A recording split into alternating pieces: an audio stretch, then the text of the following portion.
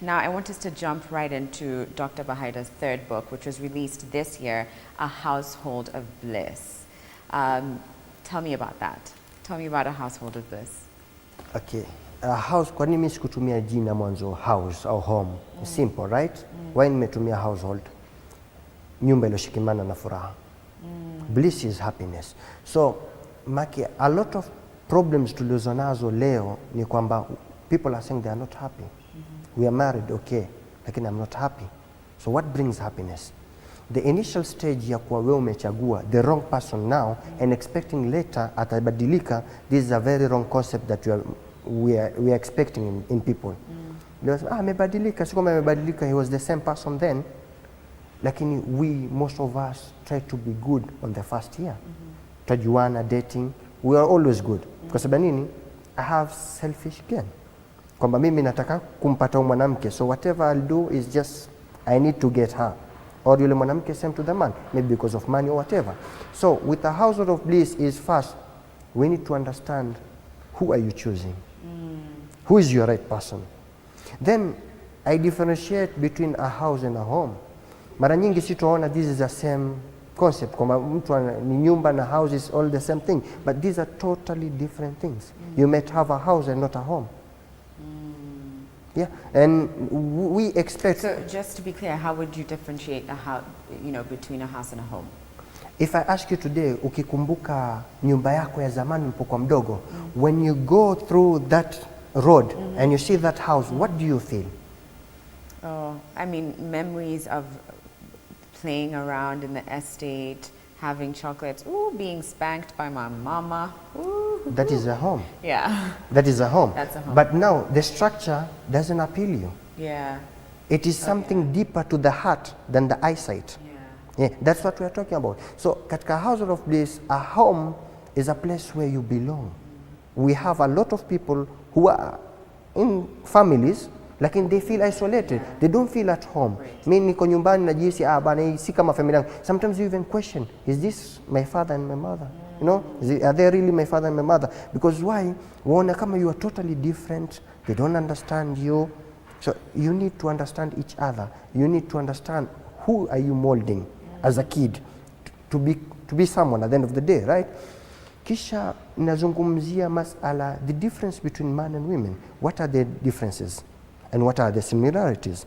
And how many categories? I'm talking of 11 categories men have and 11 categories of behaviors women have. So who matches who? You see, sometimes we think if we are used to each other, we have similarities that will live better. Sometimes even the most controversial, kwamba mimi na wewe hatuendani, and we'll have the best marriage life. This thing people, they don't understand. Then further down, I talk on the depth of sex. I believe that is one of the core issues where it leads to depression and stress. Oh, really? Yes. And what is that? Lack of sex or bad sex? It's not lack of sex and it's not bad of sex. Is that mtu aweza kaishi maisha yake yote and has not enjoyed sex. We think that sex is the way we are used to, but it's totally different. I give you a good example. Mwanamume akishamaliza, yeah? We expect kwamba basi tushamaliza, right? But we don't understand at that point the entire body system it's nervous. Ziko nerves ziko very sensitive at that time. That is the beginning of the work, not the end. And so like the cuddling, the embracing, okay. So it depends which spot you are touching. Kila moja na weakness yake. And the difference between men and women, we have different feelings. It is divided 100 feelings, 99 to a woman and 1 to a man. So mwanamume aweza kamaliza haraka kwa kazi yake na hamu yake, but mwanamke it will take time. Yeah. So do you know how to deal with the 99 feelings? Right. I like that you touch on sex because I think for the longest time, for the most part, I think the society sort of, it's such a taboo concept and it's something that's only preserved for conception. It's only if you want a child that we start to talk about it, but we don't see it as a point of pleasure and also an awakening almost. So I love that you also touch on that too. Utasema most of the people that are in marriages, they don't get to orgasm.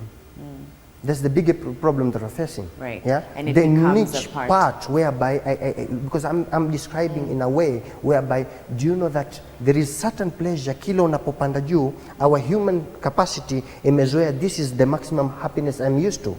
So when you surpass that happiness, you go unconscious. The whole body shuts down. Unakwenda unconscious for 5 to 10 minutes. Then you wake up, what happened? You thought you were sleeping. But no. That is extreme happiness that you're having. So, but people, they don't understand that in women, especially in women. Yeah. And there is a way that a man, waweza sikia mwanamume apiga nduru ashindwa, mwanamume kuna nini uko ndani? Mwanamke anafanya kazi yake. She knows what to do. These are the things that I'm talking, and I've done a deep research in African culture and the Europe in general. Dr. Bahaida, do you think spirituality plays a role in any of this, or religion, whether it's spirituality or religion, whether it's to do with finding the hidden self or point of deflection, or even a household of bliss? It does a lot. It does a lot. Okay. You know, sometimes hata mtu kuwa mzuri, it's all about spirituality. Okay. If ukisema wewe you are not spiritual, you don't know anything about God, then how do you become good? So do you think that you have to have a relationship with, or to be spiritual in order to be good? For you to be God-fearing, definitely will be good. There's so many God-fearing people who are... No. You know, the title doesn't give you the ability to be God-fearing. You understand? Kila moja anaweza kuwa na title. Leo mimi najita priest or sheikh. You understand? But does it make me a spiritual person? A God-fearing person aweza kuwa hayuko katika kanisa na preach or a mosque. As a humble guy just roaming around doing his own work, but he fears God. Ajua, at the end of the day, there is karma. Whatever I do now, it will come back to me. Reciprocity, that is what we are aiming for. So whatever you do good, you expect that one day I'll be favored with heaven. So those who are really spiritual, they tend to be good. That's why kila moja kwambia nini, mama kwambia nini, just look for a guy who is spiritual or God-fearing. But that's not that simple. Let me tell, there are so many God-fearing, church-going, or, you know, whether it's Christian, Muslim, whatever, Jews, but they're not great. But I think even what I was trying to, so... You're talking of the stereotype. Yeah, I guess because so, a person is going to the church, he's supposed to be God-fearing. That is wrong. You have to understand what is God-fearing first. It has to be, it has to be deeper. So do you think people who do not have that kind of an interest in that connection with the spiritual world or religion, that they can achieve, or they can come into their hidden self? They can. They can. You can understand yourself only, which it's possible, whereby you just have to take time to understand, analyze what good am I in, what bad am. So all this you have to weigh the positive and the negative of yourself, what I'm good in and what I'm bad in. So where I can improve in it, where I can, you know, work on what I'm not capable of doing. That can happen by reading the books, understanding yourself, what is your body structure based on. Okay. What books have had the greatest impact in your life? I've read a lot of books. Who Moved My Cheese? It's a very, very good book. Simple, but like, amazing. My mother gave that to me to read as a teen, I think. Very nice book. I like writers like Anthony Robbins, very good motivational speakers. I like Les Brown, one of my role models, Les Brown. Nikikwambia a bit about Les Brown, Les Brown alikuwa mental handicap. What would you call that? A mental handicap today is a motivational speaker. Someone who could expound on that, please. Les Brown alikuwa anajulikana kama dam twin. Wajua wako wawili, mandugu wawili, twins. And so he was known as Les and Leslie Brown. Okay. So these two people, mmoja kawaida, sometimes it happens that out of the two twins, one becomes smarter than the other one. So the dam twin ilikuwa akifanywa mizaa ndani in school and all that you're stupid and all that. There was one time class teacher alimwita akamwambia, Les Brown, come, I need you to talk about something. Akasema, I don't know, because hajui kusoma, hajui lolote, you understand? Akamwambia, no, I tell you, just come. This teacher ndo alomotivate kumjenga huyo mtu. You can be by dreaming big. Be someone, you'll be someone someday. Someone who had nothing. he believed was stupid, na watu wote wakimwambia wewe ni mjinga. But with time, today tunavyozungumzia ujamaa, he's an author. Not only an author, anakwenda talks, motivational talks, within 1 hour, analipo over $460,000. Wow. From nothing. Wow. That's a lot of money. Yes, from it's nothing. Incredible. Yeah, this recently in Sweden, aliitwa na kapewa that amount of money for 1 hour talk. Ashaitwa for 1 month talk, half an hour, he's paid up to $600,000. So that goes back to changing the subconscious. Yes. We can work on your subconscious. We can change you, but you have to have proper guidance and repetition. So let's talk about the last 2 books that are on the way. Sparkling. What did you say? Sparkling Hope. Sparkling Hope. And Mirror Reflection. Mirror Reflection. Yeah. What can we expect? Within this year. Yeah. Mirror Reflection. Ukiangalia kioo unaona nini? That is the most. That is the fundamental thing that we need to focus on. Ukishangalia kioo wewe unaona nini? Si kwamba tunajiangalia ni mzuri ama si mzuri. That is not the concept. The concept is, who do you see yourself as? Today, nikiuliza watu wengi, who are you?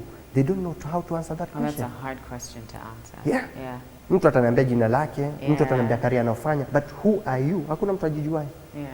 Or if we are talking of life itself, hakuna mtu anajua. What is life? Leo tukizungumza what is life, mtu anaishi miaka yake yote katika maisha, but doesn't know the real meaning of life. Right.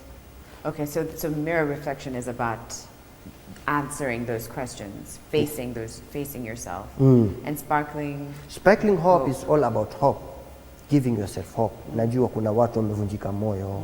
They have gone through difficult situations. I give inspiring examples of people like Lupita Nyong'o and so many others that they were from nowhere but they got somewhere. So it's all about giving you hope.